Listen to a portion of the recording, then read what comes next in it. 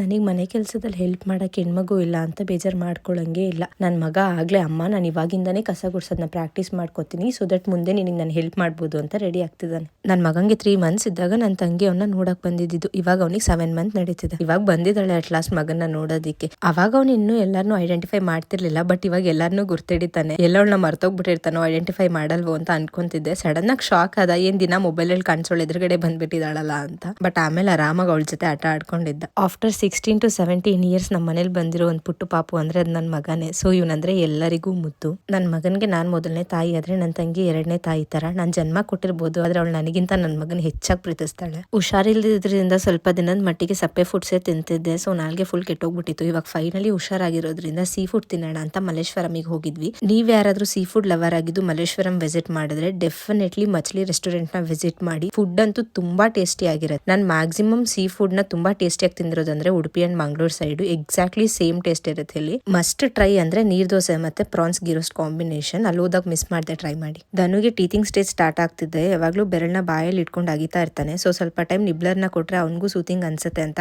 Mango add ಮಾಡಿ ಕೊಟ್ಟಿದ್ದೀನಿ. ಇದೇ ಫಸ್ಟ್ ಟೈಮ್ ಅವನಿಗೆ ಮ್ಯಾಂಗೋ ಇಂಟ್ರೊಡ್ಯೂಸ್ ಮಾಡಿರೋದು. ತುಂಬಾ ಇಷ್ಟಪಟ್ಟು ತಿಂದ. ಈ ಸಿಲಿಕಾನ್ ನಿಬ್ಲರ್ ಅಲ್ಲಿ ನಾವೆಲ್ಲ ತರ ಫ್ರೂಟ್ಸ್ ನ ಹಾಕಿ ಪಾಪುಗೆ ಕೊಡ್ಬೋದು, ಸೊ ದಟ್ ಅವರು ಎಲ್ಲ ತರ ಟೆಕ್ಸ್ಟ್ ನ ಎಕ್ಸ್ಪ್ಲೋರ್ ಮಾಡಬಹುದು ಅಂಡ್ ಚೋಕಿಂಗ್ ಆಗುತ್ತೆ ಅನ್ನೋ ಭಯ ಕೂಡ ಇರೋದಿಲ್ಲ. ಇದನ್ನ ನಾನು ಅಮೆಝಾನ್ ಇಂದ ತರಿಸಿದ್ದೆ. ಲಿಂಕ್ ಏನಾದ್ರು ಬೇಕಿದ್ರೆ ಕಮೆಂಟ್ ಮಾಡಿ. ಇವತ್ತಿನ ವ್ಲಾಗ್ ಇಷ್ಟ ಆಗಿತ್ತು. ನಾಳೆ ಮತ್ತೊಂದು ವ್ಲಾಗ್ ಜೊತೆ ಸಿಗೋಣ. ಬಾಯ್ ಬಾಯ್, ಟೇಕ್ ಕೇರ್.